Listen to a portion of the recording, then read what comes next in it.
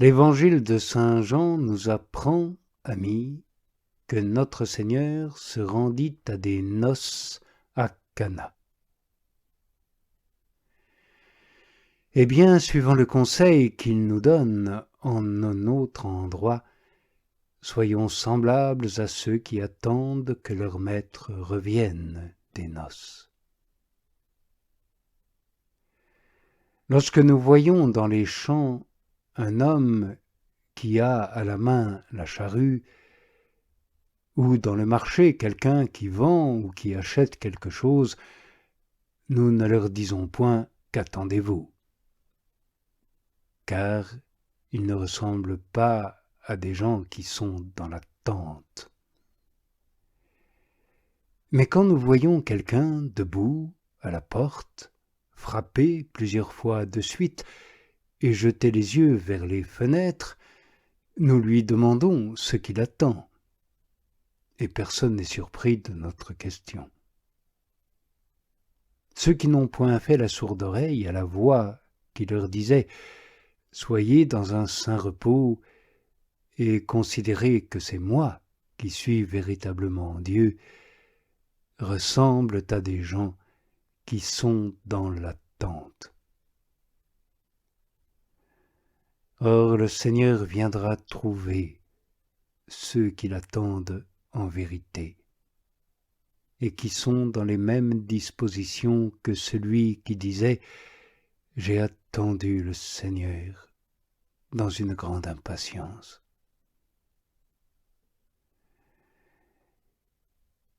Et le Seigneur arrivera comme s'il arrivait des noces, le cœur enivré du vin de la charité et oublieux de toute iniquité. Mais pour ceux qui ne l'attendent pas, il arrivera comme un maître qui revient des noces et comme un homme dont le vin qu'il a bu en abondance a doublé les forces. Oui, il sera ivre et il aura oublié son penchant à la miséricorde. Car pour ce qui concerne ces gens-là, Dieu ne saura plus ce que c'est que la pitié. Il viendra, mais colère, indigné, furieux en quelque sorte. Ô Seigneur, veuille ne point me reprendre quand tu seras animé par ta fureur. Unissons-nous maintenant aux apôtres et suivons le Seigneur avec eux afin de voir ce qu'il va faire et de croire comme eux. Il est dit, or, le vin étant venu à manquer, la mère de Jésus lui dit, ils n'ont plus de vin. Elle eut pitié d'eux dans sa bonté et prit part à leur embarras. Que peut-il couler de la source de la bonté, sinon de la bonté? Oui, je vous le demande, comment nous étonner que des entrailles même de la bienveillance se produise une telle bienveillance? Est-ce que la main qui, pendant une demi-journée, a tenu un fruit, n'en conservera point l'odeur le reste du jour? Quel parfum de bonté n'a donc point répandu dans les entrailles de Marie la vertu même de charité qui y a séjourné pendant 9 mois entiers? D'ailleurs, elle remplit son cœur avant d'avoir rempli son sein. Mais en sortant de son sein, elle n'est point sortie de son cœur.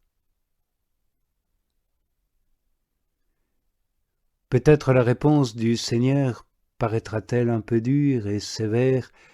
« Femme, que me veux-tu? mon heure n'est pas encore venue. Mais celui qui fit cette réponse savait bien à qui il parlait, de même que celle-ci n'ignorait pas qui lui faisait cette réponse. Mais si vous voulez savoir comment elle reçut cette réponse et combien elle comptait sur la bonté de son Fils, écoutons bien ce qu'elle dit à ceux qui servaient. Faites tout ce qu'il vous dira. Or il y avait là 6 grandes urnes de pierre. Il faut maintenant que je place devant vous ces urnes, qui doivent servir aux purifications des Juifs fidèles. Je veux dire de ceux qui sont Juifs selon l'esprit, non selon la lettre. Ou plutôt il faut que je vous explique le sens de ces urnes qui se trouvaient là. Tant que l'Église ne sera point encore arrivée à cet état de perfection dans lequel le Christ la fera paraître devant lui, pleine de gloire, n'ayant ni tache, ni ride, ni rien de semblable, elle aura besoin de nombreuses purifications. Elle aura besoin que l'indulgence abonde autant que le péché, la miséricorde à l'égal de la misère, bien plus que la grâce ne suive même pas la proportion du péché, car non seulement elle efface le péché, mais encore elle est la source des fruits du repentir. Il y a donc 6 urnes disposées dans l'Église pour ceux qui tombent dans quelque faute après leur baptême. Nous ne parlerons que de ceux-là parce que nous sommes de leur nombre.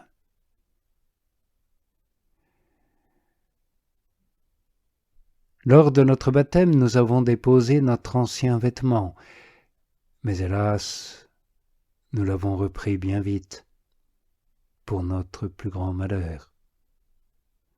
Nous nous sommes lavé les pieds, mais nous les avons depuis souillés plus qu'ils ne l'étaient d'abord. Mais de même que ce fut un autre que nous qui lava nos pieds, qu'un autre que nous avait aussi souillés, ainsi maintenant, comme c'est nous qui les avons salis de nouveau, c'est à nous de les laver. L'eau versée par des mains étrangères nous a purifiés d'une faute que nous tenions d'un autre que nous. Pourtant, je ne dois point la présenter comme nous étant si étrangères, qu'elle ne soit pas nôtre en même temps. Autrement, elle n'aurait pu nous souiller. Mais elle est étrangère en ce sens que c'est à notre insu que nous en sommes tous devenus coupables en Adam. Et elle est nôtre en ce sens que, bien que nous ayons péché dans un autre, cependant c'est nous qui avons péché, et cette faute nous sera imputée par un jugement aussi juste qu'impénétrable de Dieu.